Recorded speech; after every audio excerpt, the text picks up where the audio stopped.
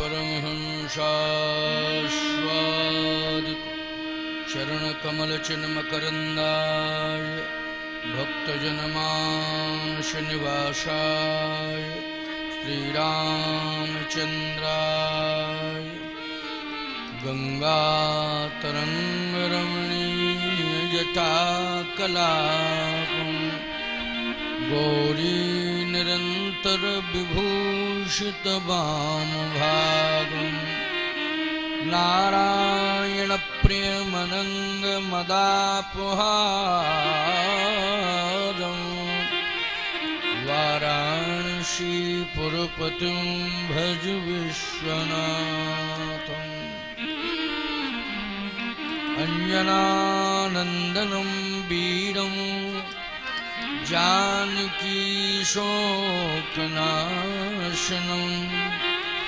कपीशमक्षहन्तारं वन्दे लङ्काभयङ्करम्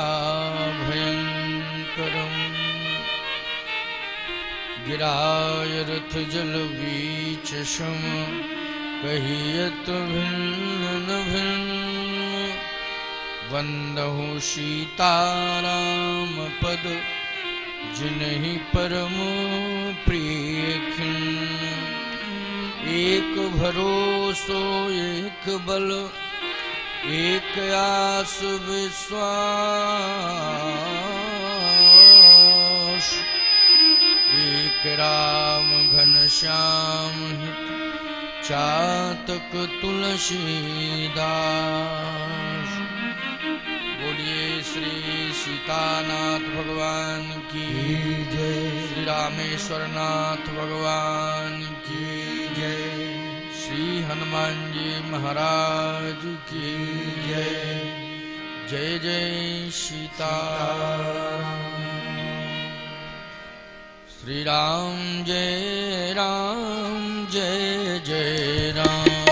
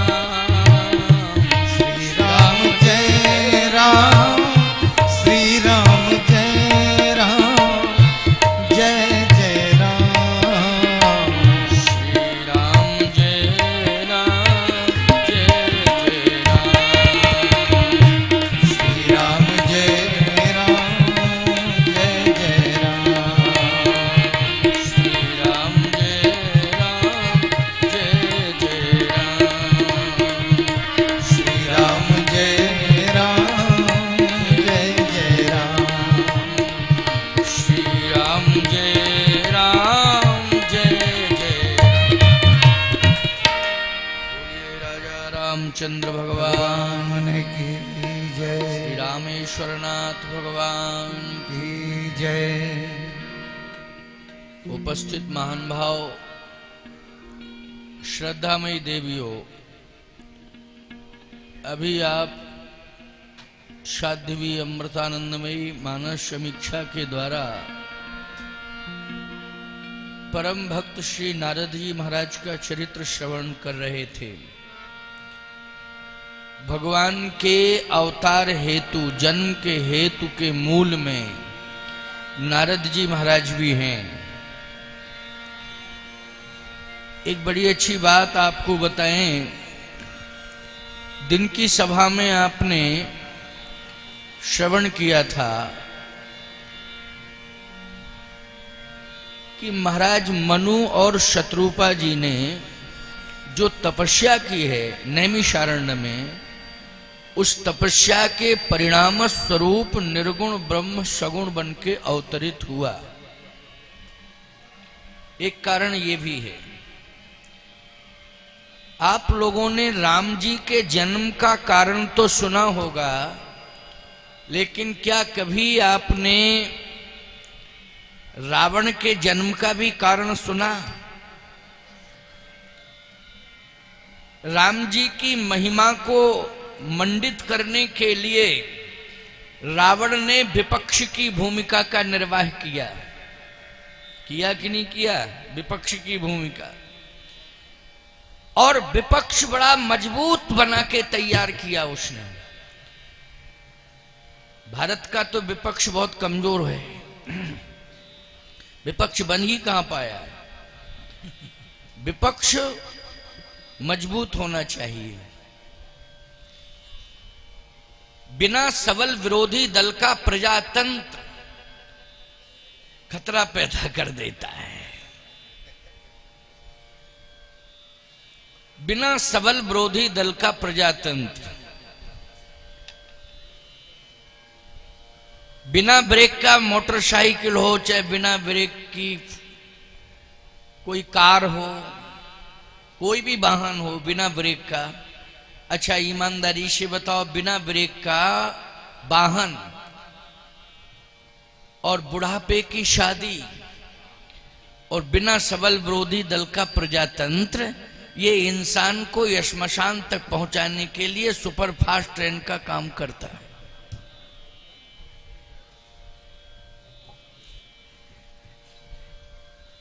नारद जी शादी के चक्कर में थे ना।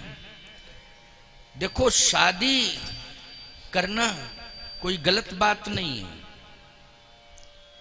हमारे यहां विवाह एक संस्कार है। पूरे विश्व में भारत में ही विवाह संस्कार है, भारत के अलावा और कहीं संस्कार नहीं है। विवाह को संस्कार मानते ही नहीं। भारत के अलावा तो अन्य देश के लोग विवाह को समझौता मानते हैं, समझौता है, लेकिन भारत में समझौता नहीं होता है। भारत में तो विवाह होता है, वो एक संस्कार के रूप में विधि का विधान होता है, विधि का विधान। लेकिन नियम विरुद्ध यदि कोई विवाह करेगा तो परमात्मा बोलो विरोध करेगा कि नहीं करेगा? नियम के अनुसार अगर कोई विवाह करता है तो उसका स्वागत है। वो तो मांगलिक महोत्सव है, एक मंगल परिणय बोलते हैं हमारे यहां उसे। क्या बोलते हैं? मंगल परिणय। आज उस मंगल परिणय की ही परिणति है कि जगह जगह तीर्थों में बड़े बड़े संत महापुरुष रह रहे हैं। आखिर कहीं ना कहीं किसी मंगल परिणय की परिणति का ही परिणाम है कि बड़े बड़े संत महापुरुष इस धरित्री पर हुए हैं। इस धरती पर यदि महापुरुषों को उतारा है तो निश्चित रूप से किसी परिणय बंधन ने ही। अरे और छोड़ो जी, महात्माओं की बात छोड़ो, परमात्मा भी इस धरती पर उतरता है तो इस धरती में एक दंपति के योगदान के मूल में परमात्मा भी इस धरती पर अवतार लेता है।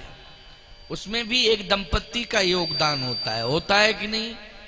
लेकिन नारद जी का विवाह बिल्कुल टोटल भगवान नारायण ने होने ही नहीं दिया। क्यों भाई, कहां होने दिया? अभी सुन तो रहे थे आप, हैं? क्यों?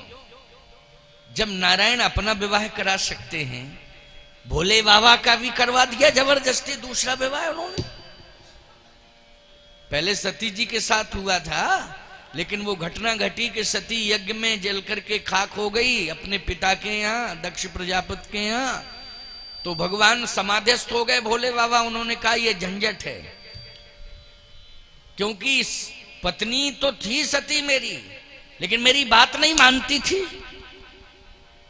पत्नी ऐसी भी नहीं होना चाहिए कि बात ना माने, और पति भी ऐसा नहीं होना चाहिए कि पत्नी की बात ना माने, और पत्नी को भी ऐसा नहीं होना चाहिए कि वो पति की बात ना माने। दोनों एक दूसरे के पूरक बने, एक दूसरे का सहयोग करें,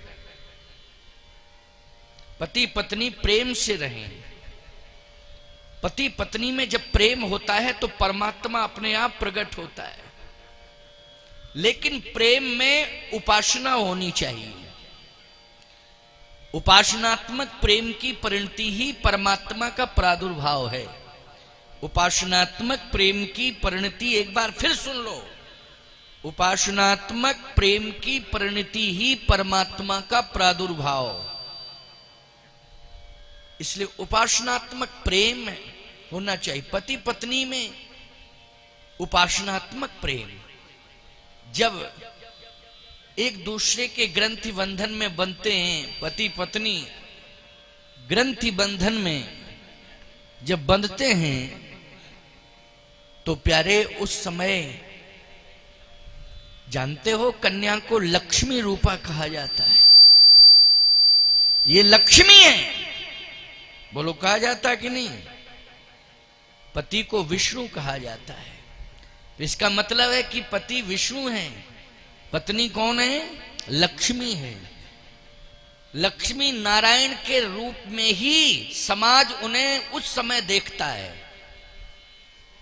उस समय उनको किसी सामान्य पुरुष के रूप में नहीं, लक्ष्मी नारायण के रूप में। बोलो यही परंपरा है ना? लक्ष्मी, इसलिए बर कहा जाता है। बर मानी श्रेष्ठ, बर मानी श्रेष्ठ। ये तो साउंड की कमी है, साउंड वाले होते तो आवाज बढ़ाते। अब उस साउंड वाले ही नहीं हैं तो मैं क्या करूं? ये तो ऑपरेटर होना चाहिए। ऑपरेटर जब होता है ना। अच्छा एक बात बताओ, बिना ड्राइवर की गाड़ी कहां जाएगी? किस तरफ जाएगी वो है? जब ड्राइवर ही नहीं बैठा है तो वो गाड़ी चल रही है। कब तक चल रही है? जब तक चल रही, तब तक चल रही है नहीं? ड्राइवर ऑपरेटर नहीं है।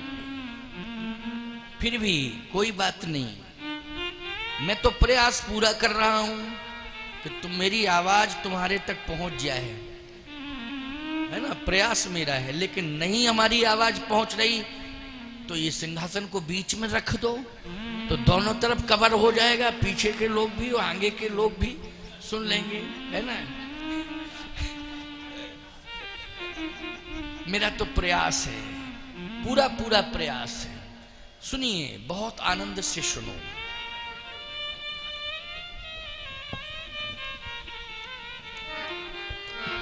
नारायण ने नारद जी का विवाह रोक दिया। क्यों? जब भोले बाबा की शादी करा सकते हैं पार्वती जी के साथ, जब सती जी का अंत हुआ तो पार्वती जी के साथ किसने विवाह करवाया? भोले बाबा का। पहल किसने की थी? स्वयं भगवान ने। मम विनती अब सुनो शिव, जो मोह पर निज ने है, तो जाए विवाहों शैल जाए, यह मोह मांगे देव। तो यहां शादी रोक रहे हैं नारद जी की। अरे नारद भी बाबा और भोले भी बाबा, दोनों बाबा हैं। तो जो एक बाबा की शादी करा सकते हैं तो दूसरे की रोक क्यों रहे हैं? आखिर उस बाबा में इस बाबा में क्या अंतर है? भजन करने वाले भोले बाबा भी हैं, भजन करने वाले नारायण का भजन करने वाले नारद जी भी हैं। सबसे ज्यादा भजन करते हैं नारद जी। नारायण नारायण नारायण, जहां भी जाते हैं वहां नारायण नारायण की ध्वनि, इसके अलावा और कुछ नहीं। परंतु कारण क्या है? कारण साध्वी जी तो बताती हैं, लेकिन उन्होंने समय के अभाव में बता नहीं पाया होगा। कोई भी वक्ता बैठता कथा कहने के लिए वो भी बता देता, लेकिन शायद बताया आपने कि नहीं? क्यों नहीं? उन्हें भी शायद। अच्छा, कह रही हैं आप बता दीजिए। चलो मैं ही बता देता हूं। विवाह है, हमारे यहां संस्कार है, और वो विधि का विधान है। भगवान राम के विवाह में भी जहीं विरंच रच सिए संवारी, तह श्यामल वर रचेउ विचारी, वहां भी विधि का विधान है। शिव पार्वती जी का विवाह भी विधि का विधान है, लेकिन नारद जी का विवाह विधि का विधान नहीं है क्या? अरे जब नारद जी विवाह के स्थल पर पहुंचे तो उस समय ब्रह्मा जी ने अपना सिर पकड़ लिया। ब्रह्मा जी ने अपना सिर पकड़ लिया और कहने लगे, ब्रह्मा कि ये मेरा बेटा कैसा हो गया, इसकी बुद्धि कैसी हो गई? किसी ने ब्रह्मा से कहा, क्यों, क्या बात है, क्यों परेशान हो, क्यों सिर पकड़े हो? क्या इसलिए सिर पकड़े हूं कि ये मेरा बेटा। अच्छा नारद जी किसके पुत्र हैं, जल्दी बोलो? ब्रह्मा जी के पुत्र हैं ना। ब्रह्मा जी ने सिर पकड़ लिया और कहने लगे, मेरा बेटा क्या सोच रहा है, कहां जा रहा है? किसी ने कहा विवाह कराने जा रहा है। अब क्या दिक्कत की बात है, विवाह कराने जा रहा है। देखो, व्यक्ति राष्ट्रपति बन सकता है अपनी प्रतिभा से, लेकिन विवाह एक संस्कार है, बिना विधि विधान से वो पूरा नहीं हो सकता है। मैं रामेश्वरम का ही प्रमाण दे रहा हूं। डॉक्टर अब्दुल कलाम, APJ अब्दुल कलाम, यही नाम था ना उनका पूरा। कलाम साहब कितने योग्य थे, बहुत बड़े वैज्ञानिक थे, बहुत बड़ी प्रतिभा थे। भारत को ही नहीं, उन्होंने पूरे विश्व को गौरवान्वित किया है अगर विचार किया जाए, क्योंकि भारत में ऐसी मिसाइलें उन्होंने तैयार कर दी हैं कि भारत गौरवान्वित हो गया और भारत जो है शक्तिशाली देश बन गया। इसमें कलाम साहब का बहुत बड़ा योगदान रहा। बोलो रहा कि नहीं रहा? लेकिन प्यारे, वो बहुत बड़े वैज्ञानिक बन गए, देश के प्रथम नागरिक बन गए, राष्ट्रपति बन गए, लेकिन विवाह नहीं हो पाया।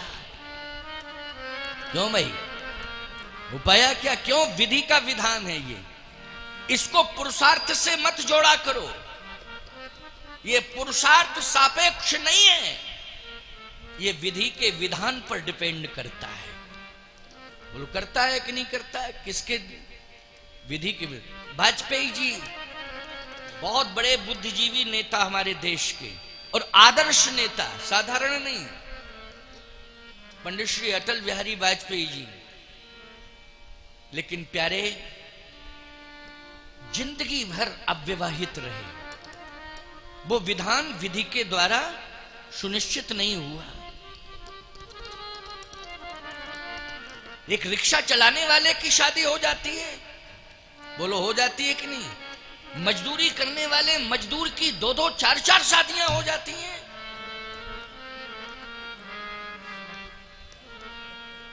बोलो हो जाती है कि नहीं? लेकिन विचार करो जरा, है? मैं मानता हूं कि नारद जी बहुत बड़ी प्रतिभा हैं, लेकिन नारद जी विधान के विपरीत निर्णय लेने जा रहे थे। परमात्मा ने विधान के विपरीत निर्णय लेने के कारण नारद जी को बचाया है। क्या किया? बचाया है। विधान के विपरीत निर्णय तो, डिसीजन तो रावण ने भी बहुत लिए हैं। बोलो लिए कि नहीं लिए? ये पड़ोस में ही तो रहता था, समुद्र के उस तरफ। इस समय तो हमारा पड़ोसी बना जाएगा कि नहीं? भाई लंका समुद्र के इस तट पर रामेश्वरम, उस तट पर क्या है बोलो भाई? लंका है कि नहीं? इस तट पर रामेश्वरम, जिस तट पर हम बैठ के कथा सुन रहे हैं रामेश्वरम, और समुद्र का जो दूसरा तट है बोलो उस तट पर लंका, पड़ोसी रावण। रावण ने भी विधि विधान, विधि के विपरीत कार्य किया, नियम विरुद्ध कार्य किया। परमात्मा ने उसे मृत्यु दंड दिया। बोलो दिया कि नहीं दिया? इसका मतलब है कि विधि के विपरीत कार्य किया जाएगा तो मृत्यु दंड भी संभव है। नारद जी को तो भगवान ने हाथों में ले लिया और बचा लिया। बोलो बचाया कि नहीं बचाया? क्यों? नारद जी बेटे हैं, लेकिन क्या बतावे बेटे की बुद्धि कैसी हुई। बेटा विवाह करा रहा, अरे तो बेटों के विवाह नहीं होते? अरे होते तो हैं बेटों के विवाह। नारद जी से भगवान ने यही कहा। जिस समय मुलाकात हुई तो क्रोध में उन्होंने तमाम प्रकार की गालियां वालियां दे डाली। क्रोध है, बेग सो में डारी हूं खारी, पन हमारे सेवक हितकारी। भगवान कहते हैं कि हमारा तो संकल्प ही है कि मैं अपने भक्त की रक्षा करूंगा और उसके अभिमान को नष्ट करूंगा। क्यों भाई? ये भगवान का संकल्प है। तो नारद जी को अभिमान भी हो गया था, मैंने काम को जीत लिया। और नारद जी की बुद्धि भी इस समय विपरीत हो गई थी कि नारद जी विवाह कराने के लिए चले तो विश्व मोहिनी से। और विश्व मोहिनी का सीधा सा अर्थ है विश्व मानी संसार, और मोहिनी मानी मोहित करना। जो संसार को मोहित करती है उसी का नाम विश्व मोहिनी। संसार को मोहित करने वाली विश्व मोहिनी अर्थात भगवान की माया। और भगवान की माया बोलो भगवान की पत्नी है कि नहीं? ये माया कौन है जल्दी बोलो? भगवान की पत्नी है। और नारद जी भगवान के पुत्र हैं, तो विश्व मोहिनी नारद जी की हुई मां। क्यों भाई? हुई मां कि नहीं हुई? तो बोलो विधान के विपरीत काम कर रहे थे। विवाह कराना गलत नहीं है, लेकिन मर्यादा के विरुद्ध आचरण बना करके विवाह करना ये गलत है कि नहीं? जल्दी बोलो। तो फिर भगवान ने रोक दिया तो अच्छा ही किया कि नहीं किया? अच्छा ही किया। रोक दिया तो अच्छा ही किया है। भगवान अपने भक्त की रक्षा करते हैं, अपने भक्त की रक्षा करते हैं भगवान।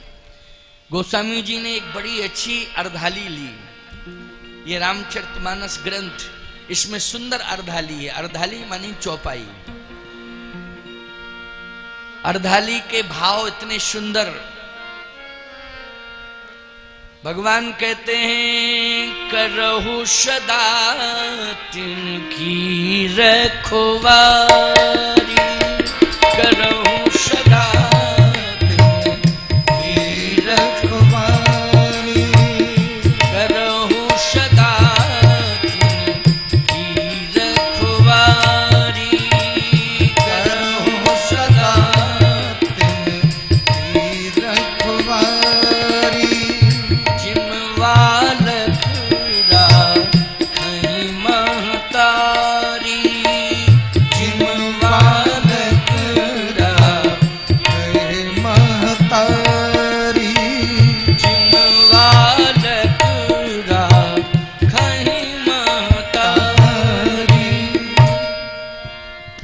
सदा तिनकी रखवारी। जैसे मां बेटे को संभालती है, बाप उतना नहीं संभालता है जितना मां संभालती है। क्यों संभालती है ना मां? बाप भी संभालता है लेकिन मां से ज्यादा नहीं। मां ने कितने बार संभाला जरा सुनना, एक बड़ा सुंदर भाव है। 9 महीने तक अपने उदर में संभाला। अगर मां के सामने 56 प्रकार के व्यंजन आ गए और कोई व्यंजन उन 56 प्रकार के व्यंजनों में भी कोई बहुत ही उसका प्रिय व्यंजन है, तो उसने एक बार हाथ बढ़ाया, उसे उठा लिया और उठा के जीभ पर भी रख लिया। लेकिन उदर में पलने वाले अपने बेटे की याद आ गई कि ये व्यंजन मुझे तो टेस्टी लगेगा, स्वादिष्ट लगेगा, लेकिन मेरे बेटे को नुकसान पहुंचाएगा। चाहे बेटी हो चाहे बेटा हो, मेरा बालक मेरे उदर में है, मेरा बेटा मेरे उदर में है। अगर मैं इस व्यंजन को ग्रहण कर लूंगी तो बहुत नुकसान होगा। तो जिह्वा पर आया हुआ व्यंजन भी बेटे के कारण वो उसे जीभ से दूर कर देती है। करती है कि नहीं करती है, हैं? सोचो जरा। हम तो कहते हैं बाप नहीं कर सकता ये। जैसे बाप बेटा दोनों बैठे हो एक ही थाली में भोजन कर रहे हो, समझना मेरी बात को। बाप और बेटे दोनों बैठे हो जाता प्राय कभी कभी बाप कहता बेटे से बैठ बैठ बैठ, दोनों बैठे हैं। अब व्यंजन बहुत अच्छे रखे उसमें, और ऐसा एक व्यंजन है कि बाप को भी पसंद हो, बेटे को है ये कहीं है ये कहीं, तो बार बार बाप व्यंजन हाथ में लेकर कहेगा बेटा तुझे खाना हो तो खाओ, नहीं मैं खा लूं। क्यों भाई, वो कहेगा कि नहीं कहेगा? जबकि पसंद वो व्यंजन दोनों को है, बाप को भी पसंद है और बेटे को भी पसंद है। एक बार तो ऐसी धर्म संकट की स्थिति आई बाप बेटे के जीवन में कि बेटा जिद पकड़ गया कि पिताजी हम आपके साथ भोजन करने अमुक अमुक के यहाँ निमंत्रण था, चलेंगे। कहे बेटा ऐसा है कि भोजन करने तो जा रहे हो तुम, लेकिन भोजन के कुछ नियम हैं, उनका पालन करना जिससे हमारी इज्जत बच जाए, प्रतिष्ठा। क्या? कौन कौन नियम? कहा जैसे भोजन में 2 लड्डू परोसे जाएं तो एक खा लेना एक छोड़ देना, क्योंकि वो प्रतिष्ठा है। वो क्या है? प्रतिष्ठा है। अरे भाई भोजन तो छोड़ना भी नहीं चाहिए, कण नहीं छोड़ना चाहिए, परंतु क्या रूढ़वादिता है समझ में नहीं, इसमें भी प्रतिष्ठा।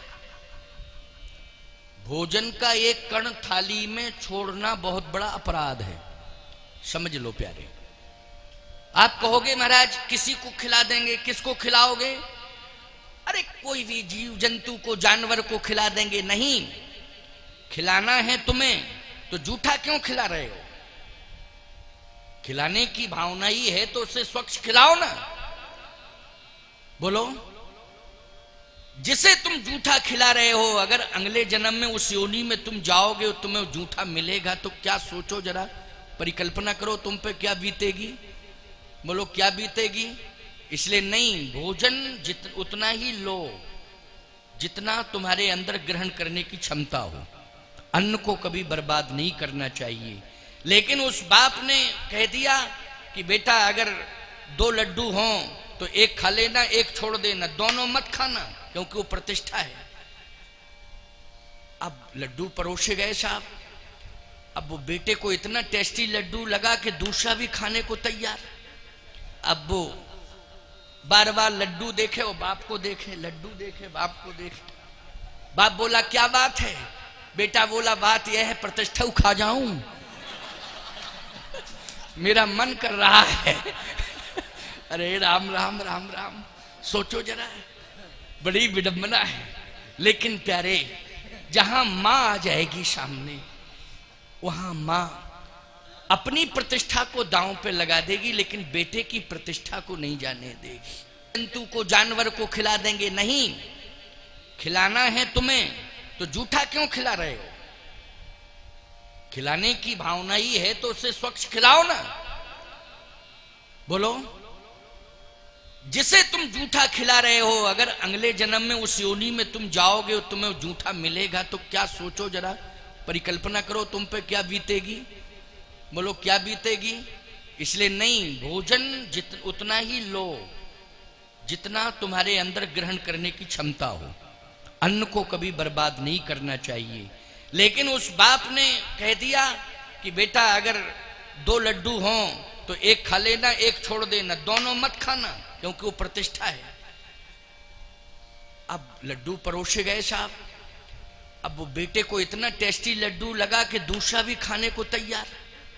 अब वो बार बार लड्डू देखे, वो बाप को देखे, लड्डू देखे, बाप को देखे। बाप बोला क्या बात है? बेटा बोला बात यह है प्रतिष्ठा खा जाऊं, मेरा मन कर रहा है। अरे राम राम राम राम, सोचो जरा, बड़ी विडंबना है। लेकिन प्यारे, जहां मां आ जाएगी सामने, वहां मां अपनी प्रतिष्ठा को दांव पे लगा देगी, लेकिन बेटे की प्रतिष्ठा को नहीं जाने देगी। बोलो भाई, वो मां है।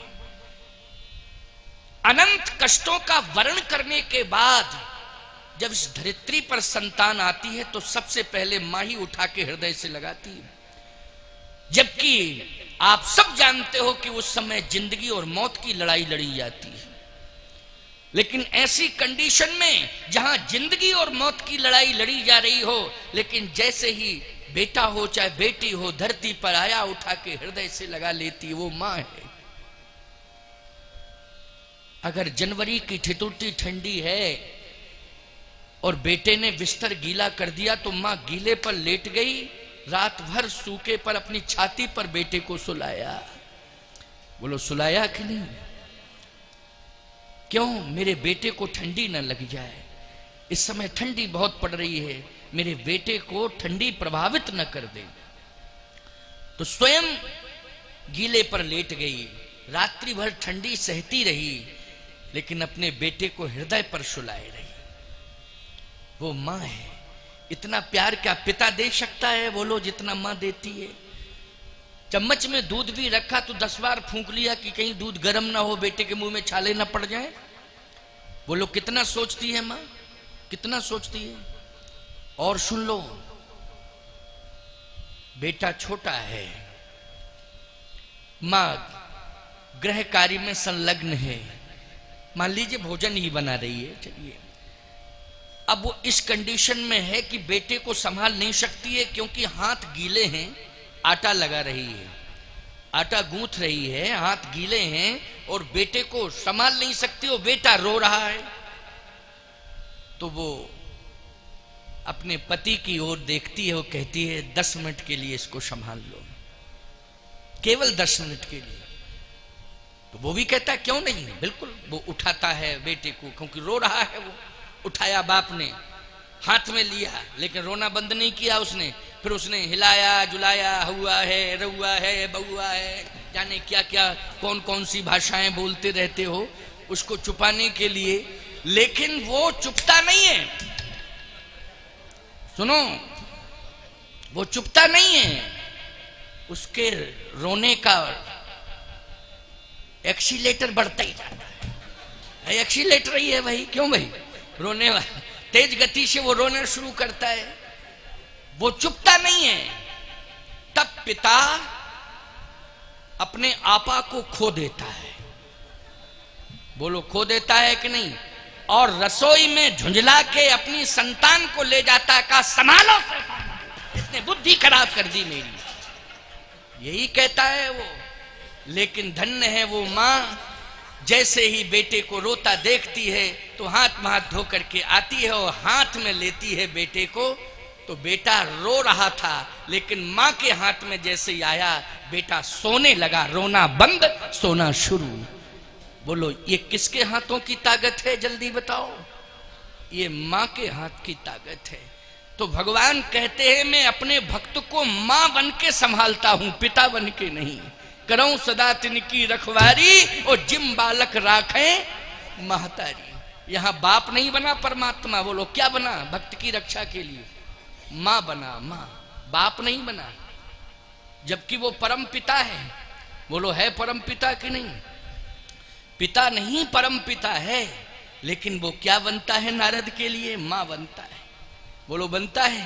प्रहलाद के लिए क्या बनता है? मां बनता है। प्रहलाद के लिए मां बन गया। प्रहलाद को हाथों में लिया, हृदय से लगाया। बोलो मां यही तो करती है। दुखी बेटे को, रोता हुआ बेटे को देखती, हाथों में लेती, हृदय से लगाती है। प्रहलाद के लिए भी वो मां बन गया, ध्रुव के लिए भी मां बन गया। परमात्मा भक्तों के लिए मां बनता है। क्या बनता है? मां की भूमिका का निर्वाह करता है। नारद के लिए भी यहां मां बन गया, रक्षा कर ली नारद की। सावधान, दाम्पत्य जीवन मनु शत्रुपा की तरह जीना चाहिए। आपके लिए बड़ी प्रेरणादायी चर्चा है ये। मनु शत्रुपा की तरह दाम्पत्य जीवन जियो। मनु शत्रुपा साधारण नहीं है, राजा रानी की भूमिका में है। बोलो है कि नहीं? राजा रानी की भूमिका में है। आज हम रामेश्वर धाम में आप सबको हृदय से दुआएं दे रहे हैं, आशीर्वाद दे रहे हैं कि आपका दाम्पत्य जीवन प्रेम से व्यतीत हो और आप राजा रानी की तरह रहें। जैसे मनु शत्रुपा ने अपने जीवन को प्रेम से व्यतीत किया, वैसे आप सब भी प्रेम से व्यतीत करें। मनु शत्रुपा के मध्य में प्रेम क्या था उसकी चर्चा कर रहा हूं। इतना प्रेम था कि वो परमात्मा जो निर्गुण था वो सगुण बन गया। बना कि नहीं बना? सगुण बन गया। था निर्गुण लेकिन बन गया सगुण। प्रेम क्या था? महाराज मनु राज्य सिंहासन पर बैठे हैं। कथा यहां से शुरू हो रही है। महाराज मनु राज्य सिंहासन पर बैठे हुए हैं। प्रजा राजा के प्रति समर्पित है और वो प्रजा ये चाह रही है कि मेरा राजा करोड़ों वर्ष तक जिए। प्रजा क्या चाह रही है कि मेरा राजा करोड़ों वर्ष तक जिए। इसका मतलब है कि राजा के रूप में प्रजा किसे देखना चाहती है? मनु को। मनु ऐसे धार्मिक राजा हैं, प्रजा के हितैषी राजा हैं। लेकिन महाराज मनु एक दिन सिंहासन से उठे राज्यसभा से और एकांत में बैठ गए जाके, और एकांत में बैठ के रोने लगे। अरे भाई, मनु जी राजा हैं और प्रजा अनुकूल है, खजाने में धन भरा पड़ा है, कोई समस्या नहीं है। राज्य संचालन के लिए खजाना भरा हुआ होना चाहिए, वो खजाना भरा हुआ है, तो फिर क्यों रो रहे हैं? क्यों रो रहे हैं आखिर? किसी ने कहा संतान से दुखी होंगे तो नृप उत्तान पाद सुत जात। इतना बढ़िया बेटा, उत्तान पाद संस्कारी, जब बेटा भी अच्छा है, धन भी भरा पड़ा है, जनता भी दुआएं मांग रही है कि करोड़ों वर्ष तक हमारे महाराज जीवित रहें, तो किसी ने कहा पत्नी ने कुछ कह तो नहीं दिया? कहे नहीं, शत्रुपा जैसी पति परायण नारी कौन हो सकती है? फिर आखिर कष्ट क्या है? शारीरिक कष्ट है क्या? बोले नहीं, शारीरिक कष्ट भी नहीं। कहा क्यों?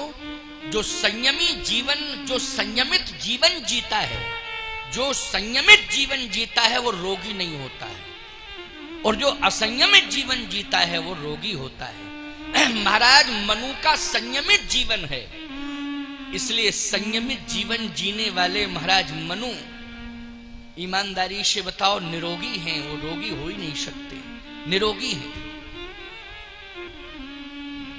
कल्पना करना, आप जरा सोचना, बहुत ही बढ़िया बात सुनाई जाएगी आपको, क्योंकि कल राम जन्म होना है। कल राम जन्म पर ही आधारित चर्चा होगी, इसलिए आज हेतु का वर्णन चल रहा है। साध्वी जी ने नारद जी के मोह को हेतु बता दिया है, वृंदा का भी हेतु बताया होगा, और भी तमाम हेतु हैं, अनेक हेतु हैं, लेकिन मैं अपना एक हेतु सुना रहा हूं।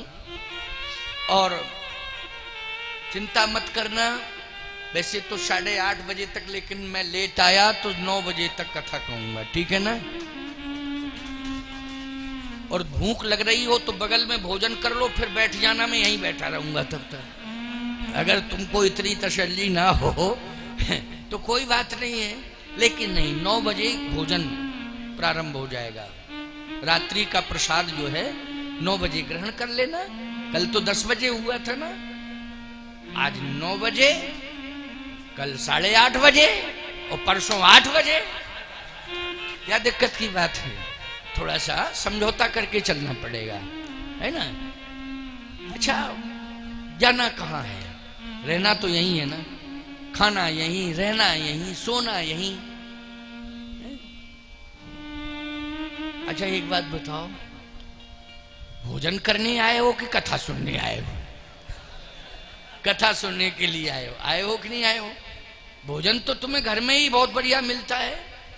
नहीं, कथा सुनने आए। कथा सुनने के बाद फिर प्रसाद के रूप में जो भी मिल जाए उसको ग्रहण करना है, उसको ग्रहण करना है। इसलिए चिंता मत करो, पता ही नहीं चलेगा आध घंटा कैसे निकल जाएगा। तुम लोगों को तो पता ही नहीं चलेगा कि आधा घंटा निकल कैसे गया, पता हमको चलेगा कैसे निकला, क्योंकि हम बोल रहे हैं तो हमें पता चलेगा। अच्छा, गन्ने का रस हम तुम्हें पिलाएं, आनंद मिलेगा कि नहीं? और गन्ने से पूछो कैसा लगा तुझे, उसको भी आनंद आया होगा क्या? वो तो पिरा है ना, वो पेरने वाला भी फिर साधारण नहीं है, संतोष जी जैसा है, कि गन्ने का रस एक बार गन्ना डाला और पिरा मशीन में, फिर दोहरा करके फिर वो तहरा करके, उसमें कुछ बचे ही नहीं, इतना पेरा उसको। लेकिन पीने वाले को आनंद मिला, पीने वाले को आनंद मिला। चलो आनंद मिले, यही मेरा जीवन का लक्ष्य है, आनंद तुम्हें मिले, परमानंद की प्राप्ति हो। ये शरीर तो नाशवान है, ये तो दुनिया से जाएगा, सबका जाता है, लेकिन इस शरीर से किसी का भला हो जाए ये बहुत अच्छी बात है। इस शरीर से भला हो जाए, वो भला तुम सबका कथा के द्वारा हो, मेरा शब्द तुम्हारे हृदय में पहुंच जाए, शायद परिवर्तन कर दे, तो इस शरीर का भी कल्याण हो जाएगा। आओ सुनो, मनु जी एकांत में रो रहे हैं, स्वस्थ हैं, राज्य सत्ता में व्यस्त हैं। बोलो हैं व्यस्त कि नहीं? राज्य सत्ता में व्यस्त हैं और शरीर से पूर्ण स्वस्थ हैं, लेकिन आज रो क्यों रहे हैं? शत्रुपा जी ने पता लगाया कि मेरे पति देव अभी तक लौटे ही नहीं, राज्यसभा की कार्रवाई क्या अभी चल रही है? कहे नहीं, वो तो बहुत पहले पूर्ण हो गई, तो फिर आखिर गए कहां? पता लगाना चाहिए। शत्रुपा जी पता लगा रही हैं, पति अगर विलंब से आवे घर में तो पता लगाया करो जरा, कहां हो, हैं? कहीं शराब की भट्टी पर तो नहीं बैठे हो? बड़ी समस्या है, बहुत बड़ी समस्या है, बड़ी जटिल समस्या है, आजकल ज्यादा चल रहा है ये सब। शत्रुपा जी ने कहा मेरा पति अभी तक आया ही नहीं, कहां है? देखा तो एकांत में बैठे, आंख बंद किए हैं महाराज मनु, और आंसू झरझर झरझर झरझर झरझर गिर रहे हैं। एक वृक्ष के नीचे बैठे थे, और वृक्ष में भी बट वृक्ष था। कौन सा वृक्ष था? बट वृक्ष था। बट विश्वास अचल निज धर्मा, बट विश्वास का प्रतीक है। बट वृक्ष के नीचे बैठे, आंख बंद किए हैं, ऐसे उसके तना से सटे हुए हैं और आंख बंद है, आंसू गिर रहे हैं। शत्रुपा जी ने दृश्य देखा, आश्चर्यचकित हो गई। अरे क्या स्थिति है ये? मंत्री भी कोई पास में नहीं है, पार्षद मानी सेवक भी कोई पास में नहीं है, एक राजा सहंसाय इस तरह से वृक्ष से लिपटा हुआ बैठा है। प्यारे, जब कभी आत्मा व्यथित हो जाए तो वृक्षों से लिपट जाया करो। वृक्ष ऊर्जा देते हैं। क्या देते हैं? ऊर्जा देते हैं। यही तो समस्या है, जब समस्या कोई आती है तो तुम मित्रों से लिपटते हो, पुत्र से निपटते हो, कभी अपने सहयोगी साथियों से लिपटते हो। नहीं नहीं, ये तुम्हारी व्यथा को दूर नहीं करेंगे, ये व्यथा देंगे। ये एहसास नहीं करेंगे बल्कि उपहास करेंगे। ये संसार बड़ा स्वार्थी है। जब कभी कोई समस्या आया करे तो वृक्षों से लिपट जाया करो। क्योंकि वृक्षों में परमात्मा का वास है। किसका वास है? परमात्मा का वास है। वृक्ष ही हमें ऊर्जा दे रहे हैं। ऑक्सीजन कहां से मिल रहा है तुम्हें? जल्दी बोलो। वृक्षों से मिल रहा है। इसका मतलब है ऑक्सीजन के कारण ही हमें प्राण मिल रहे हैं। बोलो, मिल रहे हैं कि नहीं? शक्ति मिल रही है।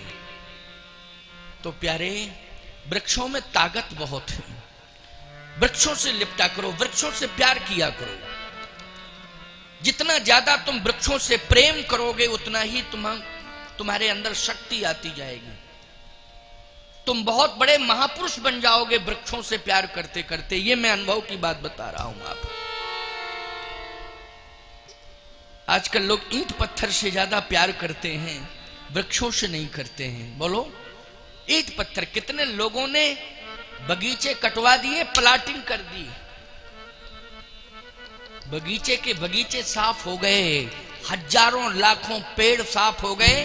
बोले, ये तो मैंने बहुत बड़ा बगीचा देखा था, इसमें तो बड़े बड़े महल बन गए। कहे महाराज, इसमें कॉलोनी बन गई। अच्छा, कौन सी कॉलोनी? बोले, ऊर्जा नगर। इनका बड़े मूर्ख हो तुम। वृक्षों को कटवा के तुमने उस कॉलोनी का नाम क्या रखा? ऊर्जा नगर। बारे उल्टी खोपड़ी के मनुष्य।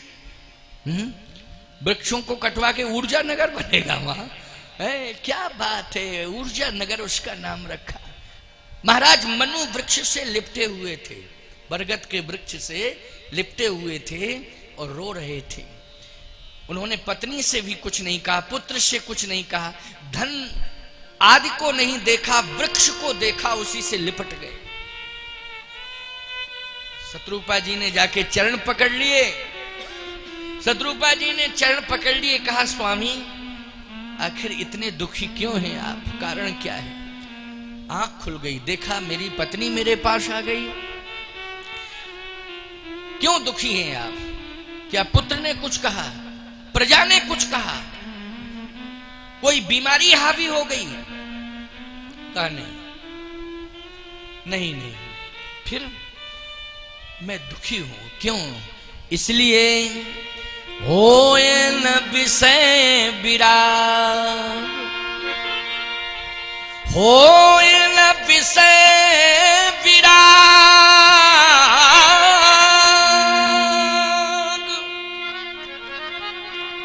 भवन बसत भा चौथपन,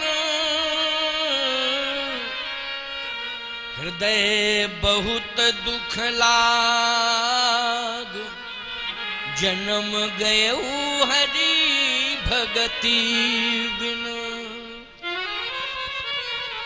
जन्म गयऊ हरि भजन बिन, भगति बिन भजन बिन। मैंने बिना भक्ति के जीवन गुजारा, अभी तक बिना भजन के जीवन गुजारा। अरे इतने धार्मिक राजा हो तो भक्ति की तो कमी होगी नहीं। क्यों भाई? जो धार्मिक होता है वो भक्ति के प्रभाव से ही धार्मिक होता है। बिना भक्ति के प्रभाव के कोई धार्मिक हो ही नहीं सकता। हो सकता है क्या? जबरदस्ती किसी को धार्मिक बनाओ। एक बार एक व्यक्ति महात्मा जी के पास गया, बोले, महाराज हम आपकी शरण में आए हैं, आप हमें ज्ञान दो और आत्मबोध हो जाए, मुझे आत्मबोध कराइए। महात्मा जी वेदांती थे, उन्होंने आत्मबोध के बहुत सारे प्रमाण दिए, लेकिन एक भी उसकी बुद्धि में नहीं आया। महात्मा जी ने कहा, अच्छा एक बात बताओ, इसके पहले तुम क्या करते थे? बोले, महाराज इसके पहले हम व्यवसाय करते थे, एक व्यापारी थे। अरे तो व्यापार क्यों छोड़ दिया तुमने? बोले, महाराज छोड़ दिया क्योंकि घाटा लग गया, कई लोगों का पेमेंट जो है पड़ा हुआ है। अरे इतना लंबा घाटा, यहां क्यों आए हो? बोले, सब कुछ छोड़ दिया, अब तो वैराग्य होने लगा है। अरे बैराग, ऐसा बैराग किसी कारण को लेकर के बैराग हुआ है ना, कारण बैरागी कहते हैं इसको। कारण बैरागी, कोई समस्या को लेकर के कोई बैरागी बन जाए उसको कारण बैरागी कहते, कारण बैराग है। चलो कोई बात नहीं है, तुम आ ही गए हो मेरे पास। बहुत समझाया महात्मा ने, बहुत ज्ञान दिया, लेकिन बुद्धि से परे। जब करे तब व्यवसाय की बातें करे, जब करे तब व्यवसाय। महात्मा बोले देखो तो मेरी बुद्धि भी व्यवसायी बनाना चाहता है, ऐसा आ गया। पता नहीं मेरी बुद्धि भी व्यवसायी हो जाए, को रामदेव जैसा प्रोजेक्ट हम भी खोल दें कोई बहुत बड़ा, क्योंकि रामदेव बाबा सबसे बड़े व्यवसायी हो आयुर्वेद के, उनसे बड़े व्यवसायी कोई नहीं है।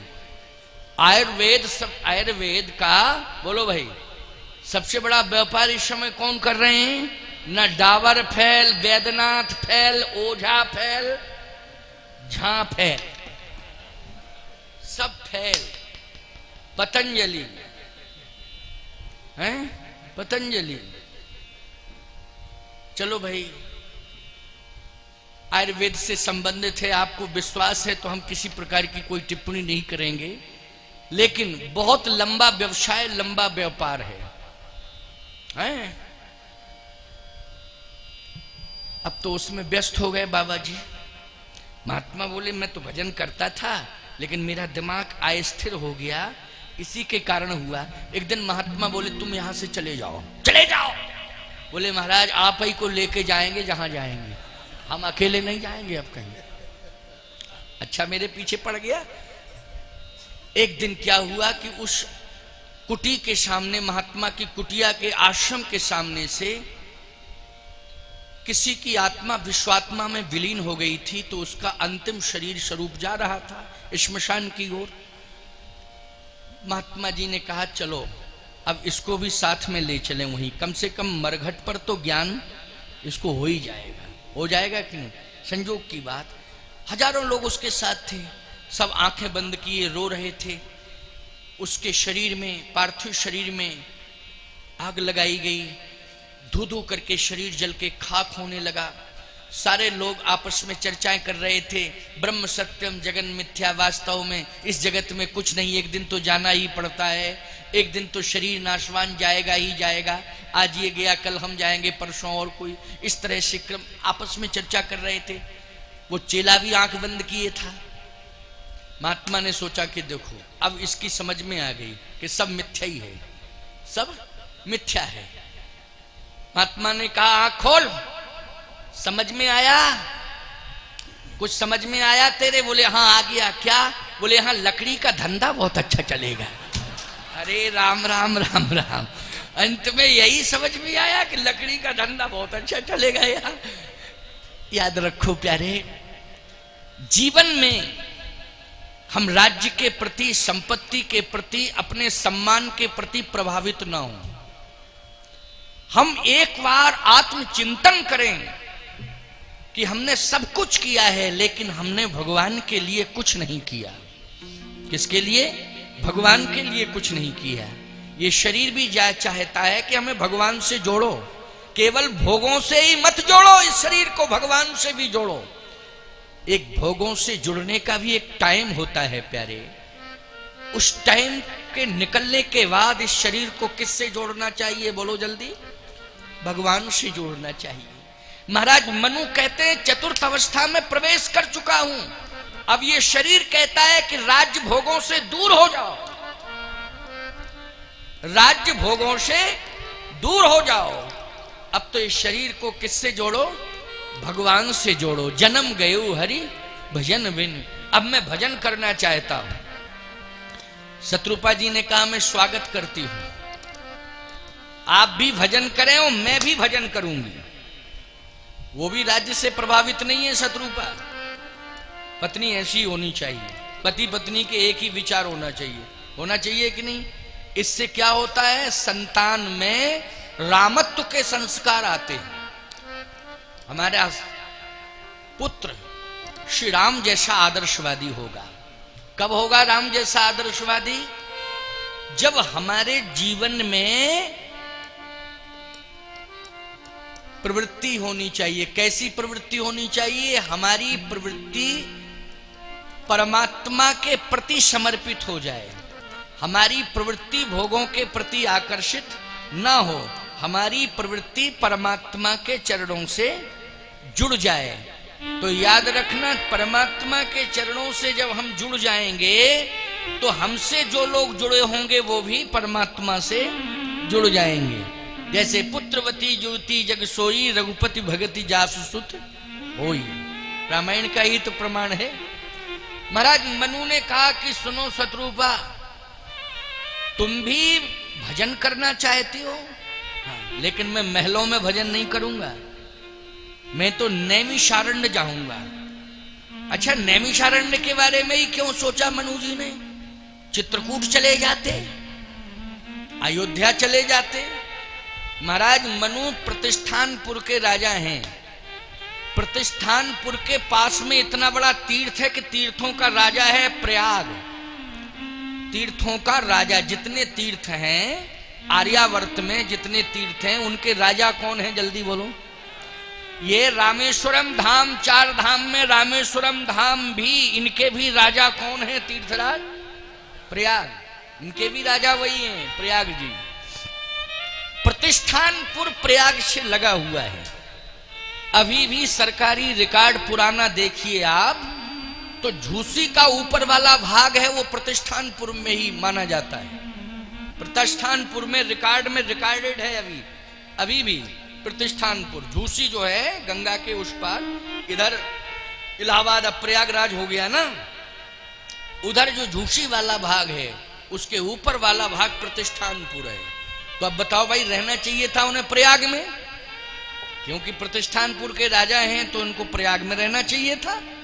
लेकिन प्रयाग में भी नहीं रहना चाहते हैं, अयोध्या भी नहीं जाना चाहते हैं, चित्रकूट भी नहीं आना चाहते हैं, नैमिषारण्य जाना चाहते हैं। नैमिषारण्य क्यों? सबसे ज्यादा ऋषि मुनि महात्मा नैमिषारण्य में रहते हैं। बोलो, रहते हैं कि नहीं? ऋषि मुनि महात्मा सबसे ज्यादा कहां? पूरे तीर्थों में महात्मा खोजो, सबसे ज्यादा वर्ग श्रीमद् भागवत सुनना। कितने हजार ऋषि? 88,000 ऋषि। अब बताओ भैया, 88,000 ऋषि और किसी तीर्थ में थे? नैमिषारण्य में 88,000 ऋषि। एक पत्रकार ने तो हमसे नैमिषारण्य में ही प्रश्न किया, जब मेरी कथा अभी जून में थी ना नैमिषारण्य में, तो एक पत्रकार आ गया नैमिषारण्य का ही। बोले, महाराज जी, श्रीमद् भागवत में वेद व्यास जी ने भले ही लिख दिया 88,000 ऋषि नैमिष में निवास करते थे, इस समय तो 8,000 भी नहीं है, कहां चले गए वो? और यदि आप कहें संख्या की बात, तो 88,000 की छोड़ो, संख्या तो महानगरों में 10-10 लाख तक, 15-15, 20-20 लाख। बोलो भाई, अभी चेन्नई, ये आपका महानगर चेन्नई, तमिलनाडु की राजधानी चेन्नई है ना, कितना बड़ा महानगर है बोलो। 4 महानगर जो भारत के हैं उनमें एक आता है, चेन्नई आता है। कहे महाराज संख्या की कमी नहीं है, संख्या तो बहुत है, लेकिन महात्मा किसी तीर्थ में 88,000 नहीं मिलेंगे आपको। चाहे हरिद्वार चले जाओ, चाहे चित्रकूट, अयोध्या, कहीं चले जाओ, 88,000 नहीं मिलेंगे। 8,000 ही मिल जाए बहुत बड़ी बात है। 8,000, हाँ, भंडारा हो तो जरूर पहुंच जाते हैं, पता नहीं कहां से सूचना मिल जाती है, भंडारे में 8,000 से भी ज्यादा पहुंच जाते हैं। अभी जब हम रामेश्वरम आ रहे थे तो चित्रकूट के कुछ संत कह रहे थे, महाराज जी आप रामेश्वरम जा रहे हैं? मैंने कहा हाँ जा रहा हूं। आपकी वहां कथा है? उनका हाँ कथा है। बोले कथा ही कथा है कि भंडारा है? हम कर लो, इनको न रामेश्वर धाम से मतलब, ये भंडारा ही भंडारा इनके दिमाग में गूंज रहा है, भंडारा है। अरे मैंने कहा वहां रहोगे तो भोजन तो मिलेगा ही मिलेगा, भोजन मिलेगा, लेकिन दक्षिणा भी मिलेगी कि नहीं? अरे मैंने कहा वो भी सब होगा, अगर आपकी इच्छा है तो पहुंचिए, बहुत बड़ी बात है, धाम में वास होगा, कथा सुनने को मिलेगी। मैं कहना ये चाहता हूं कि 88,000 ऋषि मैंने कहा कि आज भी हैं नैमिषारण्य में। बोले महाराज जी नैमिषारण्य में आप कह रहे हो, हमको तो दिखाई नहीं दे रहे। मैंने कहा तुम्हारी आंखों पर संसार का चश्मा चढ़ा हुआ है। बोलो है? जैसे किसी की आंखों पर, आप एक घोड़ा खरीदना, चलिए मैं घोड़ा लोग खरीदते हैं ना, और घोड़ा जून के महीने में खरीदा जाए तो घोड़ा कमजोर होता जाएगा। क्यों? क्योंकि घास उसे जून के महीने में सूखी सूखी दिखाई देगी कि नहीं? तो वो घास खाएगा नहीं, क्योंकि घास सूखी है, कमजोर पड़ेगा। बोलो पड़ेगा कि नहीं? अब आप कहो कि बीमार है क्या, पशु चिकित्सक को दिखाओगे, वो कहेगा नहीं स्वस्थ है। फिर किसी महात्मा के पास आओगे, महाराज हमारे तो 1.5 लाख रुपया पानी में जा रहे हैं। क्यों? बोले घोड़ा कमजोर हो रहा। क्यों? पानी बरस नहीं रहा है, घास सूख गई है, चरता नहीं है, खाता नहीं है। तो हम कहें एक काम करो, मार्केट में चले जाओ, हरा चश्मा खरीद लाओ, घोड़े की आंख पे लगा दो और फिर उसको छोड़ देना मैदान में। क्यों भाई? और जब घोड़े की आंख पर हरा चश्मा लग जाएगा तो बोलो उसे सूखी घास कैसी दिखाई देगी? हरी दिखाई देगी, उसे हरी ही हरी दिखाई देगी। प्यारे, जैसा चश्मा आंखों पर जिस रंग का लग जाता है, चढ़ जाता है, वैसा ही उसे संसार दिखाई देने लगता है, वैसा ही दृश्य उसे दिखाई देने लगता है। तो सावधान, मैंने कहा तुम्हारी आंखों पर नगर पालिका, नगर पंचायत के रिकॉर्ड का चश्मा चढ़ा है कि इस समय महात्मा कितने हैं नैमिषारण्य में, कितने हैं वोटर एंड सपोर्टर, कितने हैं। मैंने कहा वो रिकॉर्ड मत देखो, तुम श्रीमद् भागवत का रिकॉर्ड देखो। नगर पालिका का रिकॉर्ड मत देखो, नगर पंचायत का रिकॉर्ड मत देखो, वोटर लिस्ट मत देखो, तुम श्रीमद् भागवत देखो। वेदव्यास की बात मानो। वेदव्यास जी ने 88,000 ऋषि यदि कहे हैं, लिखे हैं, तो वो हैं। बोले महाराज कैसे? मैंने कहा सावधान, सबसे ज्यादा वृक्ष नैमिषारण्य में है। बोलो है कि नहीं? आपका शाहजहांपुर के समीप का तीर्थ है नैमिषारण्य। बोलो है कि नहीं? सबसे ज्यादा वृक्ष यदि हैं तो नैमिषारण्य में हैं। मैंने कहा वो तुम्हें वृक्ष के रूप में दिखाई दे रहे हैं, लेकिन मैं जब नैमिषारण्य आया तो उन वृक्षों में मुझे परमात्मा और महात्मा दोनों ही दिखाई दे रहे थे। इसलिए इनमें तुम परमात्मा और महात्मा का दर्शन करो। चुप रह गया, उसकी कलम जो है थम गई, पता नहीं क्या लिखना चाहता था, लेकिन उसी समय उसकी कलम रुक गई। तो मैं कहना ये चाहता हूं, वृक्षों में परमात्मा और महात्मा दोनों का दर्शन किया करो। ये दृष्टिकोण बदलो। दृष्टि दी है परमात्मा ने, लेकिन दृष्टिकोण तुम्हें बदलना है। दृष्टिकोण तुम्हारा सकारात्मक होना चाहिए, इसी से कल्याण हो सकता है। तो आज महाराज मनु ने जैसे ही कहा तो शत्रुपा जी ने समर्थन कर दिया। ठीक है, आप नैमिषारण्य चलेंगे, हम भी नैमिषारण्य आपके साथ चलेंगे। कहा ऐसे नहीं, साधारण बात नहीं है ये जो तुमने कह दिया हम भी चलेंगे। ये राज्य कौन चलाएगा? कहा पुत्र को दे दो राज्य। कहा वो लेगा क्या? कहा बुलाओ तो। और जैसे ही उत्तानपाद को बुलाया, बेटे को बुलाया, तो मनु जी कहते बेटा राज्य ले लो। तो बेटे ने कहा पिताजी जब तक आप जीवित हैं तब तक हम राज्य नहीं लेंगे, हम तो आप ही को सिंहासन पर बैठा हुआ देखना चाहते हैं, सेवा करेंगे, आदेश करो क्या करना है। ये जरूरी नहीं कि मैं सोने चांदी के सिंहासन पर बैठूं। महाराज मनु ने जबरदस्ती दे दिया। बरवस राज, बरवस मानी जबरदस्ती, बरवस का अर्थ ये है बरवस राज सुतही नृप दीन्हा। मतलब बेटा राज्य लेना नहीं चाहता है, मनु जी ने जबरदस्ती दिया। संपत्ति के प्रति संतान का आकर्षण नहीं है, जबरदस्ती दे दिया। और शत्रुपा जी से कहा कि तू यहीं रहे, क्योंकि तेरा बेटा राजा बन गया, मैंने बना दिया, तू राजमाता बन जा और राजमाता बन करके आनंद ले। शत्रुपा जी ने कहा कि अगर पुत्र, पति, पुत्र और संपत्ति ये तीनों सामने आ जाएं किसी पतिव्रता के, देखो कितनी बढ़िया बात कही शत्रुपा जी ने। हे स्वामी, पति, पुत्र और संपत्ति अगर किसी पतिव्रता के सामने ये तीनों आ जाएं, तो हे स्वामी सबसे पहले उसे पति का ही वर्ण करना चाहिए। यही धर्म कहता है। किसका वर्ण करना चाहिए? पति का वर्ण करना चाहिए। ये नहीं कि संपत्ति का वर्ण कर ले अथवा पति को छोड़ के पुत्र को स्वीकार, क्योंकि पुत्र के मोह ममत्व में फंस जाती है ना। संतान के प्रति मोह तो होता ही है, लेकिन मैं कहता हूं भले ही संतान के प्रति मोह हो, लेकिन संतान को यह जरूर बताओ कि जिस तरह से हम अपने पति के प्रति समर्पित हैं, ठीक उससे भी ज्यादा तुम अपने पिता के प्रति समर्पित रहना। यही मेरी आज्ञा है। अपने पिता के प्रति समर्पित रहना, ये शिक्षा देना चाहिए। बोलो, देना चाहिए कि नहीं? सावधान, सबसे बड़ी संपत्ति संस्कार होते हैं। सबसे बड़ी संपत्ति क्या होती है? संस्कार। संस्कारहीन संतान को अरबों की संपत्ति दे दो, बोलो सड़क पर आ जाएगी वो संतान की नहीं, संस्कारी नहीं होगी तो। और यदि तुमने संस्कार दे दिए, संपत्ति न दी, तो संस्कारी संतान झोपड़ियों में भी महलों का निर्माण करा देगी। ये होती है संस्कारी संतान की क्षमता और ताकत। इसलिए हमें चाहिए कि हम संस्कार दें, और मनु जी ने वो संस्कार दिए। आज पत्नी भी कहती है कि नहीं, मैं आपके पास ही रहूंगी। पुत्र से कहा कि बेटा पिताजी की आज्ञा का पालन करो, तुम पिताजी की आज्ञा का पालन करो। और महाराज मनु नैमिषारण्य की ओर चल दिए।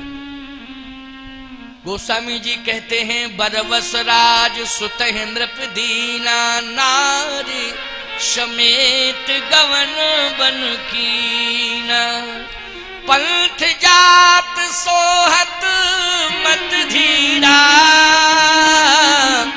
ज्ञान भगत जनु धरे शरीरा। आज महाराज मनु और शत्रुपा दोनों नैमिषारण्य की ओर प्रस्थान किए। सुंदर लग रहे हैं। चतुर्थ अवस्था जरठ अवस्था है। जरठ अवस्था में सुंदर लगता है व्यक्ति, है? यौवन हो, सुंदर वस्त्र पहने हो, है? तो वो सुंदर है। लेकिन नहीं, जवानी सुंदर नहीं होती है। जवानी में मर्यादा सुंदर होती है। खबरदार, जवानी सुंदर नहीं होती है। जवानी में जो मर्यादा का पालन करता है वो जवानी सुंदर मानी जाती है। आचारहीनम न पुनंति वेदः, आचारहीन मनुष्य को वेद स्वीकार नहीं करता है। आचारहीन मनुष्य को शास्त्र स्वीकार नहीं करता है। इसलिए हमारे जीवन में आचार विचार होना चाहिए अथवा संस्कार होना, अर्थात संस्कार होना चाहिए। इसलिए आज हम चैलेंज से कहते हैं हम महाराज मनु की संतान है। बोलो, कहते हैं कि नहीं? किसकी संतान है? महाराज मनु की संतान है, क्योंकि मनु जी ने संस्कार दिया है। आज मनु जी चल रहे हैं, शास्त्र कहता है बहुत सुंदर लग रहे हैं महाराज मनु और शत्रुपा। इधर सत्यकेतु ने सोचा, सत्यकेतु नाम का एक राजा है, सुनना जरा। सत्यकेतु के कारण ही रावण पैदा हुआ। आप कहोगे महाराज ये बात समझ में नहीं आ रही, सत्यकेतु के कारण रावण क्यों हुआ है? रावण से सत्यकेतु का क्या लेना देना था? मैं बता रहा हूं, जो लेना देना था वही तो बता रहा हूं। सत्यकेतु नाम का एक राजा है, उसका पुत्र हुआ प्रतापभान। कौन हुआ पुत्र? प्रतापभान। अब समझ में आ गई बात कि नहीं? और प्रतापभान अगले जन्म में रावण हुआ। प्रतापभान क्या हुआ अगले जन्म में? रावण हुआ।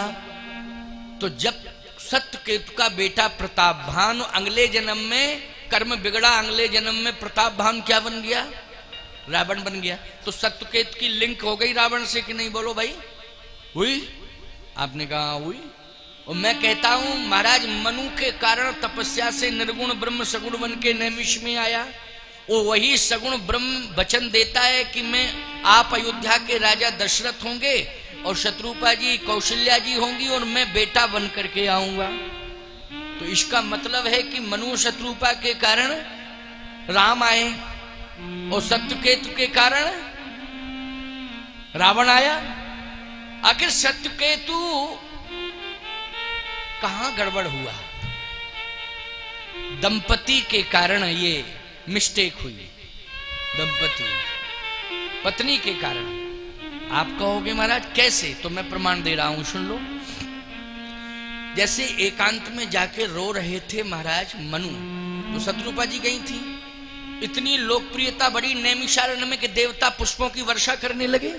और ब्रह्मा विष्णु महेश मनु समीप आए बहुबारा, विधि हरिहर तप देख अपारा मनु समीप आए बहुबारा। भगवान शंकर ब्रह्मा विष्णु कई बार आए। तो सत्यकेतु ने सोचा कि यही काम मैं करूंगा तो मेरे पास भी ब्रह्मा विष्णु कई बार आएंगे और देवता फूल बरसाएंगे। शरीकत वो भी जाके एक वृक्ष के नीचे रोने लगा। लेकिन वहां शत्रुपा जी पूछने चली गई, यहां सत्यकेत की पत्नी नहीं गई पूछने, वो रोता ही रहा। एक भी दिन नहीं गई वो, कहां है क्या नहीं है, वो गई ही नहीं। सत्यकेत ने सोचा कि अगर पत्नी के सामने रोएंगे जाके तब तो पूछेगी। भाई अभी तो नहीं आ रही है खोजने, जब डायरेक्ट पत्नी के सामने जाके रोना शुरू करेंगे तब तो वो पूछेगी कि क्यों रो रहे हो, हैं? क्या स्वामी दुख है, किस बात का है बताओ ना। क्या हमसे भूल हो गई, बेटे से हुई भूल, प्रजा से हुई, कुछ तो कहेगी। तो सत्यकेतु जाकर के पत्नी के सामने रोने लगा। तो पत्नी बोली, बुढ़ापे में शर्म नहीं आती? चुप, बुढ़ापे में रोते हो? अब कांपने लगा। सोचा कि उम्मीद ही नहीं थी कि पत्नी ऐसा बोलेगी। तो एकदम रोते हुए कहता है सत्यकेतु कि मैं भजन करना चाहता हूं। तो कहा भजन करो, रोते क्यों हो? भजन करो, रोते क्यों हो? कहा ये राज्य का किसको दोगे? किसको दोगे? नरेंद्र मोदी को? क्यों भाई? अरे ये राज्य देना है तो बेटे को दो, बेटे के अलावा अगर किसी को दिया तो समझ लेना ठीक नहीं होगा। कहे नहीं नहीं नहीं, नहीं बेटे को ही दूंगा, बेटे को ही दूं। तो बुलाओ बेटे को। बेटे को बुलाया प्रताप भान को। प्रताप भान को जैसे ही बुलाया तो सत्यकेतु ने कहा बेटा राज ले लो। प्रताप भान बोला मना कब किया? मैंने अगर मना किया हो तो बताओ, मैं तो लेने को तैयार बैठा हूं, तुम दो ना। आप कहोगे प्रमाण बताओ, तो मैं प्रमाण बता रहा हूं। रामायण को पढ़ो, रामचरितमानस का प्रमाण है। बाप ने कहा और बेटे ने तुरंत लिया। और मनु जी का प्रमाण है, मनु जी ने कहा, उत्तानपाद ने तत्काल स्वीकार नहीं किया, बरबस राजमानी जबरदस्ती दिया। बोलो दिया कि नहीं? और यहाँ सत्यकेत के राज्य में बोले जेठे सुतहि राज नृप दीन्हा, यहाँ बरबस शब्द नहीं आया। तो इसका मतलब है एक ही बार कहा और लेने को वो तैयार हो गया कि नहीं? उत्तानपाद का आकर्षण संपत्ति के प्रति नहीं है, प्रताप भान का आकर्षण संपत्ति के प्रति है। इसलिए जेठे सुतहि, ये बताओ ये रामायण की चौपाइयां बोल रहे हैं कि अपने मन से बना बना के बोल रहे हैं? जल्दी बोलो। रामचरितमानस का प्रमाण तुलसी कृत का बोल रहा हूं। जेठे सुतहि राज नृप दीन्हा।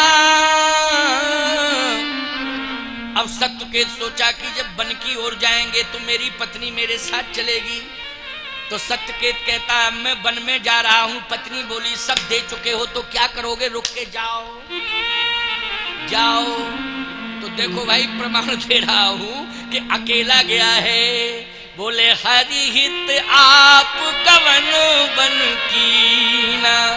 आप मानी अकेला, आपका अर्थ क्या करोगे बोलो? आप मानी अकेला गया। और मनु जी नारी समेत गवन बन कीना, नारी के सहित गए। तो जब नारी के सहित महाराज मनु जाते हैं, कहा नहीं था शत्रुपा से, अपने आप गई, अपने आप गई हैं मनु जी के साथ। लेकिन सत्यकेत की पत्नी अपने आप नहीं गई, बल्कि सत्यकेत ने कहा भी तब भी बोली नहीं नहीं आप जाओ, आपका मूड, आप जाओ, हम तो घर में रहेंगे, हमको क्या करना वन से, क्या लेना देना है, आपका मूड है तो जाओ, जाइए, क्या करोगे, जाओ। हरिहित आप गवन बन कीन्हा।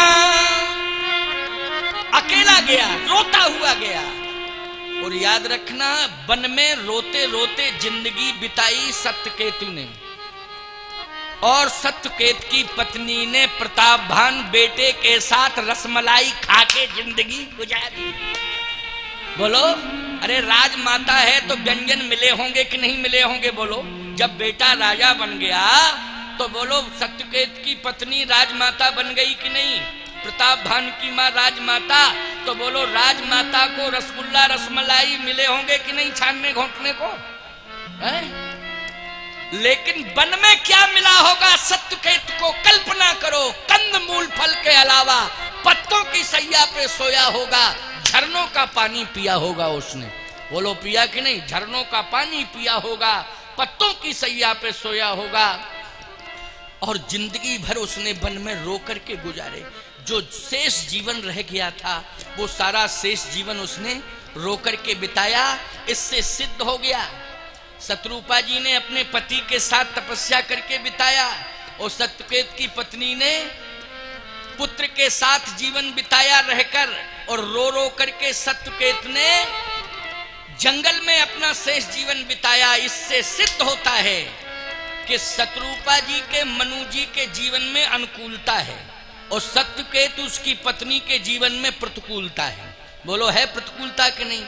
और इसी प्रतिकूलता का डिसीजन आज मैं दे रहा हूं, क्योंकि कंप्लीट 9:05 हो गए हैं, लेकिन अंतिम बात कह रहा हूं। महाराज मनु और शत्रुपा दोनों एक दूसरे के अनुकूल हैं, इसलिए याद रखना महाराज मनु और शत्रुपा दशरथ कौशल्या बनते हैं, और उन्हीं दशरथ कौशल्या के बेटा बनकर के राम आते हैं, और सत्यकेतु सत्यकेतु की पत्नी दोनों प्रतिकूलता में जीते हैं। इसलिए अगले जन्म में प्रतापभान राक्षस रावण बनकर के पैदा होता है, और राक्षस रावण सदा प्रतिकूल आचरण करता है। यही रामचरितमानस की कथा का अवतार के हेतु में सार था, जो मैंने आपको बताया। अब बज गए हैं 9:06, है नहीं? इसलिए आज की कथा यहीं पर विश्रामित कर रहे हैं। कल राम जन्म पर विशेष चर्चा होगी, और मध्य 12 बजे, ठीक कल दिन में 12 बजे मध्य काल में राम जी का जन्म होगा। इसलिए कल जो लोग यहाँ, आज पूरा हॉल लबालब भरा हुआ है, ऐसा ही दिन में भी, वैसे दिन में भी काफी लोग थे, लेकिन कुछ लोग घूमने चले गए थे, ऐसा हमने अनुभव किया था। लेकिन कल राम जन्म की कथा है दिन की, इसलिए राम जन्मोत्सव में सभी लोग उपस्थित रहेंगे, कोई भी इधर उधर नहीं जाएगा, सभी लोग राम जन्म की कथा में उपस्थित रहेंगे।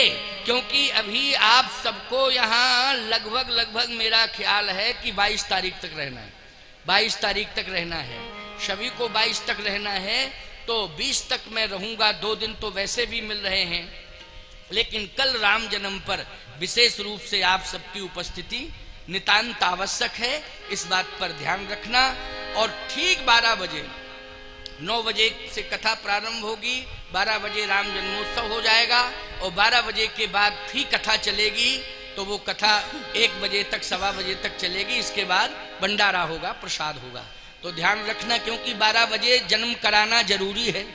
राम जी का जन्म कै बजे हुआ था? दिन के 12 बजे हुआ था कि नहीं? इसलिए 12 बजे हम रामेश्वर धाम में राम जन्मोत्सव मनाएंगे, राम जन्म और राम जन्मोत्सव। सभी उपस्थित रहेंगे राम जन्मोत्सव में। ये आपके जीवन का भाग्य नहीं, परम सौभाग्य होगा कि राम जन्मोत्सव, जो रामेश्वर भगवान हैं उनके ईश्वर का जन्म आज हो रहा है, प्रादुर्भाव। बोलो शंकर जी रामेश्वर नाथ भगवान किसको अपना ईश्वर मानते हैं? बोलो राम को ईश्वर मानते हैं, राम जी रामेश्वर को अपना ईश्वर मानते हैं। लेकिन आज स्वयं रामेश्वर नाथ भगवान के ईश्वर का जन्म हो रहा है कल की कथा में। इसलिए बोलो जो रामेश्वर नाथ धाम से, रामेश्वर नाथ भगवान से, रामेश्वर धाम से प्रेम करते हैं, उनके भगवान आ रहे हैं, तो उसमें अगवानी करेंगे कि नहीं? सब लोग बोलो, हाथ उठा करके हमारे सामने वचन दो। सबने वचन दे दिया है नहीं? इसलिए कल का विशेष कार्यक्रम राम जन्मोत्सव पर होगा, राम जन्म पर आधारित कथा होगी। आओ अब 2 बार भगवान का नाम ले लो, फिर आरती के बाद फिर सभी लोग भोजन प्रसाद ग्रहण करेंगे। और देखो भोजन प्रसाद आराम से ग्रहण करना है नहीं, आराम से, सब ज्यादा जिद्दा जिद्दी नहीं करने का है भोजन आदि में। बड़े प्रेम से बैठने की भी व्यवस्था है, कितनी सुंदर व्यवस्था है, बहुत बढ़िया है। इसलिए आओ 2 बार कीर्तन करो। श्री राम जय जय राम।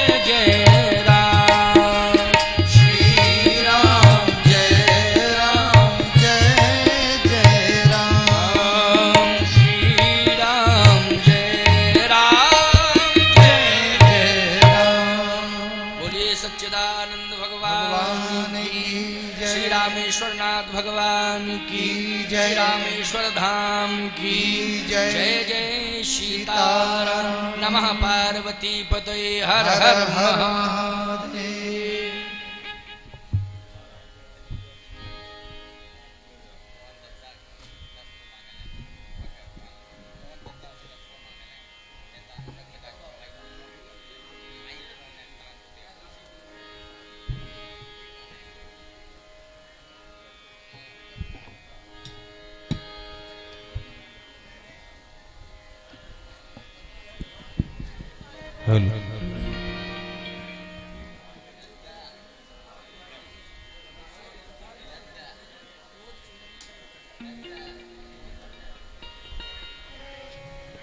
बोलिए श्यावर रामचंद्र की।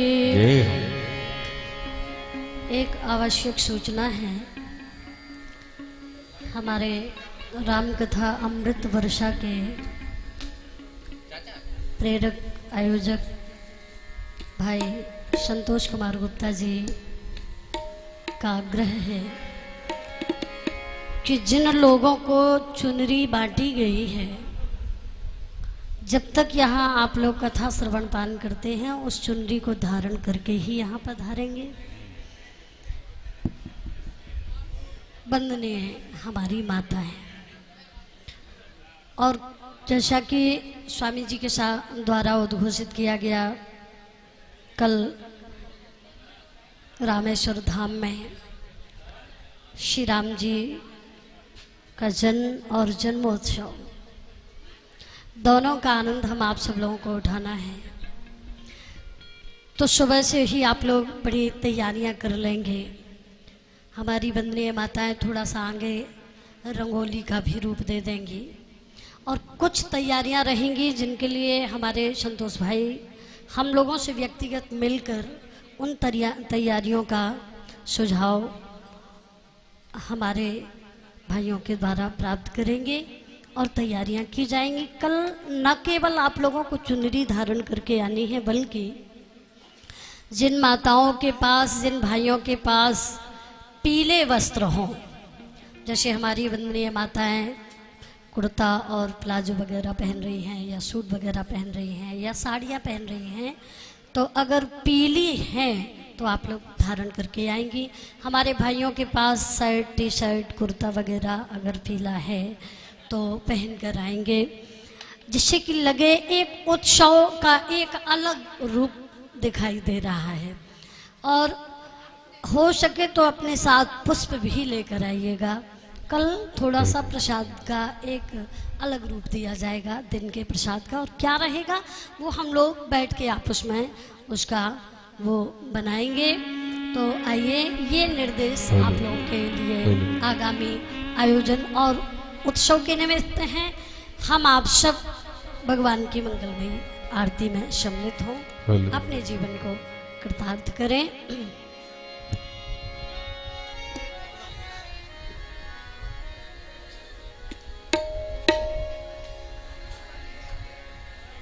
हरि ओम चंद्रमा मनसो जातक्षो सूर्यो अजायत श्रोत्रावायस्य प्राणस्य मुखादग्निर्जायते। हे राजा राम तेरी आरती उतारो। हे राजा राम तेरी आरती उतारो। आरती उतारो तुम पर तन मन वारो।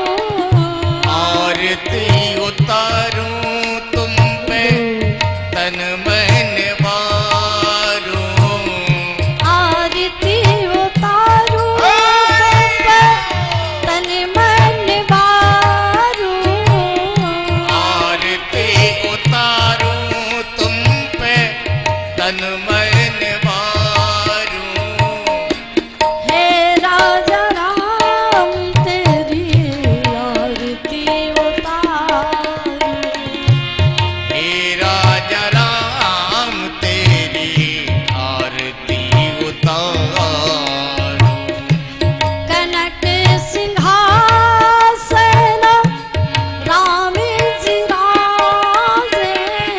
कनक सिंहासन रामो जी राजे। लखन दाहि और विराजे। लखन दायनी और विराजे। माया दिस छवि सिया निहार।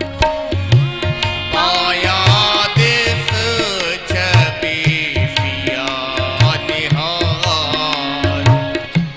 हे राजा राम तेरी आरती उतारो। हे राजा राम तेरी आरती उतारो। किरीट मुकुट सिरा सुंदर सोहे। कीट मुकुट सिर सुंदर सोहे। देखे रूप सोर नर मुनि मोहे। एक रूप सोर नर मुनि मोहे। देखे रूप छवि बल बल जानो। देख रूप छवि बलि बलि जाऊं। हे राजा राम तेरी आरती गाऊं। हे राजा राम तेरी आरती में गाऊं। दीन बंधु दयाल रघुराई। दीन बंधु दयाल रघुराई। भजत समीक्षा मना चित लाई। भजत समीक्षा मन चेत लाई। शरण कमलो ते नित ध्यान। चरण कमल तेरे नित्य ध्यान। हे राजा राम तेरी आरती गाऊं। हे राजा राम तेरी आरती में गाऊं। कर्पूर घोरम करुणावतारम संसार संसार